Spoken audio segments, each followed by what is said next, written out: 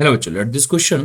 The ends of two rods of different materials and their thermal conductivities, area and length, all the in the ratio 1:2 है, are maintained at the same temperature difference if the rate of flow in the first rod is 4 calorie per second, the second rod will be. आइए हम इस question का solutions करते हैं। हमें यहाँ पे दो रॉड दी गई है, एक रॉड फर्स्ट दी गई है, it is a first rod, और हमें यहाँ पे एक रॉड सेकंड दे रखी है, ये आपके पास यहाँ पे सेकेंड रॉड है। और यहाँ पे इसके अगर लेंथ L1 है, इसका एरिया A1 है, इसके थर्मल कंडक्टिविटी K1 है, और इसका टेम्परेचर डिफरेंस यहाँ पे डेल्टा T है बेटा। इसकी length L2, thermal conductivity K2 और एरिया इसका A2 है, और टेम्परेचर डिफरेंस यहाँ पे डेल्टा T है क्योंकि टेम्परेचर डिफरेंस यहाँ पे सेम है। लेंथ का रेशियो यहाँ पे 1:2 दे रखा है, एरिया का रेशियो यहाँ पे 1:2 दे रखा है, और थर्मल कंडक्टिविटी का रेशियो भी यहाँ पे 1:2 दे रखा है बेटा। तो यहाँ पे सारी वैल्यूज आपको 1:2 दे रखी है बेटा। लेंथ का रेशियो हो, एरिया का रेशियो हो या थर्मल कंडक्टिविटी का रेशियो हो, ये सारी वैल्यू यहाँ पे 1/2 दे रखी है बेटा। तो अगर मैं यहाँ पे थर्मल रेजिस्टेंस का रेशियो निकालता हूँ तो थर्मल रेजिस्टेंस होता क्या है, किसी भी रोड के लिए L/Ka होता है बेटा। तो अगर मैं फर्स्ट रोड और सेकंड रोड के थर्मल रेजिस्टेंस का अगर रेशियो कैलकुलेट करूँ तो फर्स्ट रोड की लेंथ L1 होगी, सेकंड और उसकी थर्मल कंडक्टिविटी K1 होगी, एरिया उसका A1 होगा।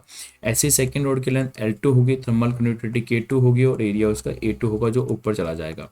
तो फाइनली अगर मैं रेशियो लिखता हूँ तो L1/L2 रेशियो इसका बन जाएगा, और यहाँ पे K2/K1 रेशियो बन जाएगा, और यहाँ पे इसका रेशियो A2/A1 यहाँ पे रेशियो बन जाता है। तो यहाँ पे हमने सारे रेशियो को लिख दिया बेटा।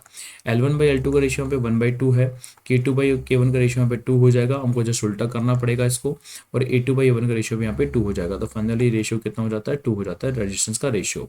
तो हमें अगर हीट करंट की अगर बात करते हैं, हीट फ्लो रेट की बात करते हैं, तो जो फर्स्ट रोड में जो हीट फ्लो रेट होने वाला है, तो हीट फ्लो रेट का फॉर्मूला बेसिकली क्या होता है, टेम्परेचर डिफरेंस अपॉन रेजिस्टेंस होता है।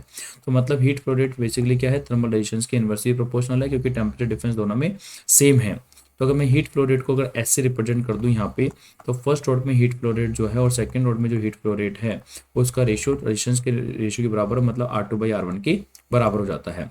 और फर्स्ट रोड में हीट फ्लो रेट यहाँ पे हमें यहाँ पे कितना दे रखा है बेटा, 4 कैलोरी पर सेकंड यहाँ पे गिवन है। तो H1 का वैल्यू यहाँ पे 4 कैलोरी पर सेकंड ऑलरेडी गिवन है। H2 हमें यहाँ पे गिवन कर कैलकुलेट करना है, और R2/R1 का वैल्यू क्या होगा, देखो यहाँ पे 1 होगा, तो R2/R1 इसका जस्ट उल्टा हो जाएगा, तो मतलब यहाँ पे 1/2 हो जाता है। तो अगर हम H2 को कैलकुलेट करें तो H2 बेसिकली कितना हो गया, 8 कैलोरी पर सेकंड हो जाता है क्रॉस मल्टीप्लाई करने पर। तो H2 का वैल्यू कितना हो गया, 8 कैलोरी पर सेकंड हो जाता है, जो ही हमारे क्वेश्चन का आंसर होगा।